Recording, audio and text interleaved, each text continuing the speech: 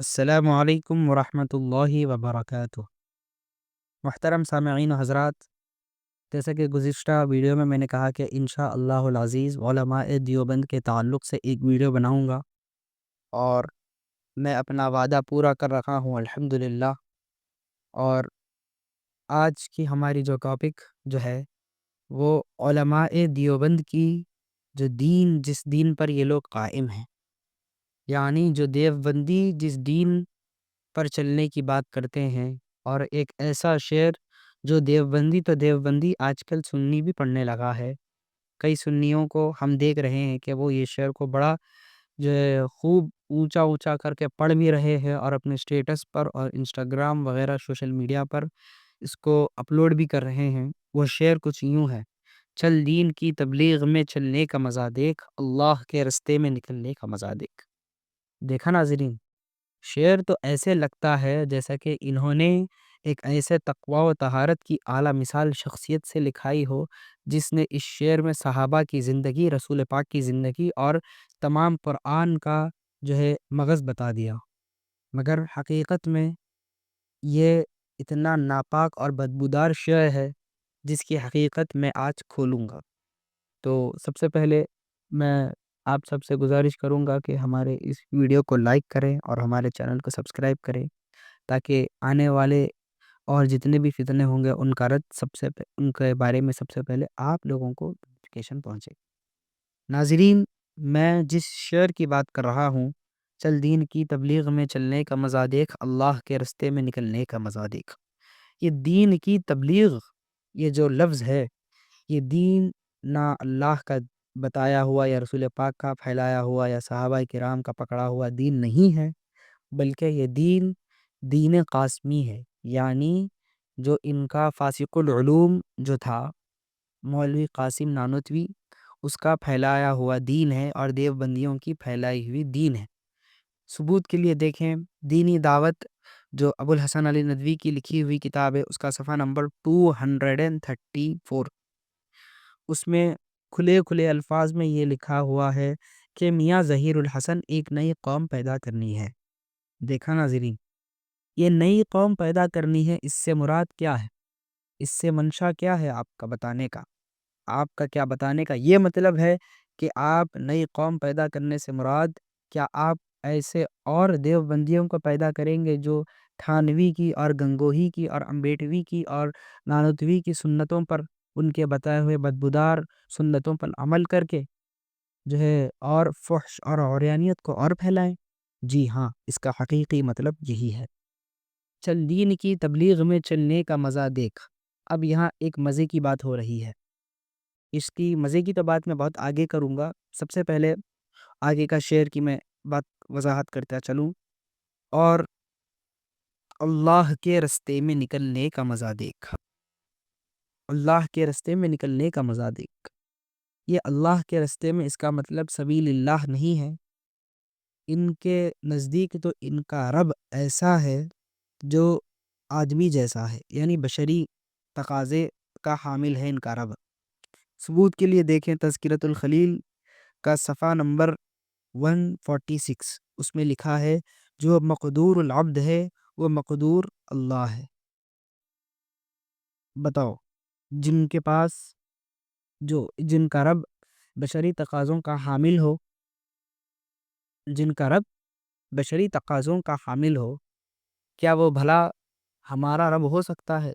اللہ تبارک و تعالی نے خود فرمایا قل هو اللہ احد، اور قل هو اللہ احد کی تفسیر میں بڑے بڑے مفسرین کرام نے لکھا ہے کہ اللہ کی بندے کی ایک بھی صفت بھی اللہ کے اندر نہیں، بندے کی ایک بھی صفت اللہ کے اندر نہیں۔ اللہ بولتا ضرور ہے مگر اس کی آواز نہیں، اللہ سنتا ضرور ہے مگر اس کے کان نہیں، اللہ دیتا ضرور ہے مگر اس کے ہاتھ نہیں، اللہ دیکھتا ضرور ہے مگر اس کے آنکھ نہیں۔ اللہ تبارک و تعالی ہر چھوٹی سے بڑی چیز میں ایک ہی ایک ہے،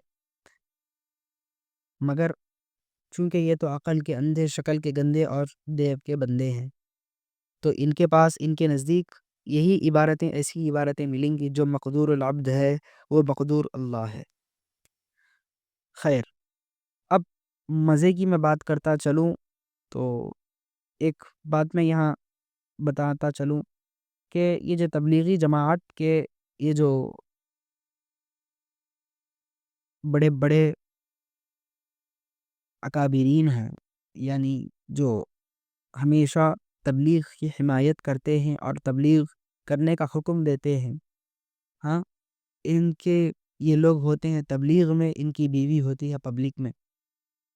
اب مزے کی میں بات کروں، یہاں مزہ اس مرد کا اس عورت کا دونوں کا ہے۔ عورت کا تو مزہ پبلک میں نے کہہ کر واضح کر دیا، مجھے زیادہ ڈیٹیل بتانے کی تو ضرورت ہے نہیں۔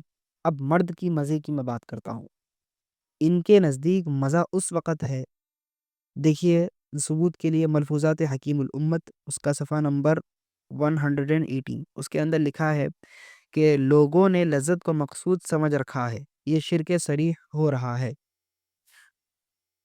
اگر لذت ہی مقصود ہے تو بیوی کو بغل میں لے کر ذکر کیا کریں، اللہ واللہ بہت لذت آئے گی، ایک ضرب تو ادھر ہو اور ایک ضرب ادھر۔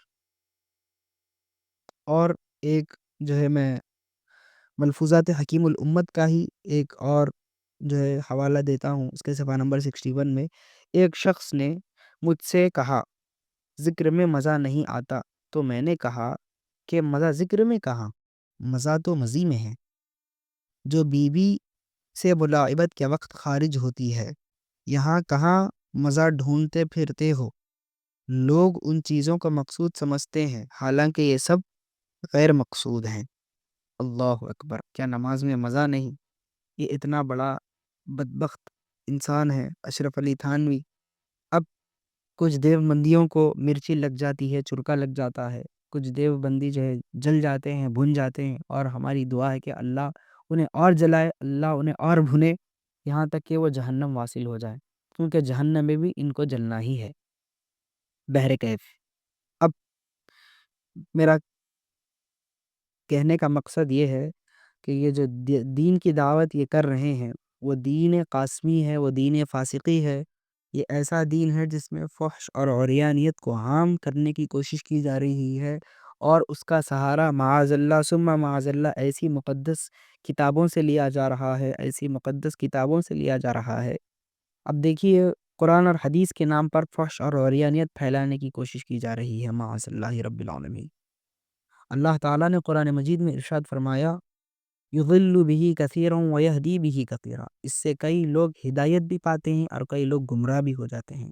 اور یہاں ہم سے سیدھا سیدھا دیکھ سکتے ہیں کہ یہاں وہ ہدایت پا رہے ہیں یا گمراہ ہو رہے ہیں، اور انشاءاللہ العزیز قیامت کے دن تو پتہ تو اس کا تو چل ہی جائے گا کہ جیتا کون اور ہارا کون، کیونکہ ہمارے امام اہل سنت اعلیٰ حضرت عظیم البرکت فاضل بریلوی علیہ الرحمت و رضوان نے ہمیں ایسا عشق پلایا کہ اعلیٰ حضرت یہ فرماتے ہیں اے عشق تیرے صدقے جلنے سے چھٹے سستے، جو آگ بجھائی تھی، جو آگ لگائی تھی وہ آگ بجھائی ہے، وما علینا الا البلاغ۔ السلام علیکم ورحمۃ اللہ وبرکاتہ۔